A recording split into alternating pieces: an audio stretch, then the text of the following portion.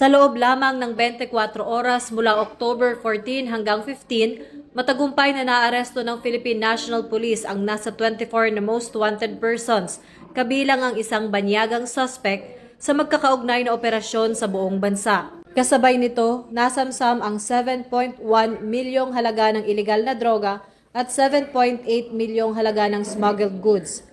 Kabilang sa mga nadakip ay may kasong rape, murder at child abuse. Habang ang naarestong Korean national ay may kinakaharap na kasong serious illegal detention sa Cebu. Sa mga isinagawang bypass at interdiction operations ng PNP at PIDEA sa mga lugar tulad ng Kalinga, Laguna, Cavite, Rizal, Cagayan de Oro at Bacolod, nakumpiska ang shabu at marijuana na may kabuuang halaga ng lampas 7 milyon. Sa Sultan Kudarat naman, nakumpiska ang mga ipinuslit na sigarilyo na nagkakahalaga ng mahigit 7.8 milyon.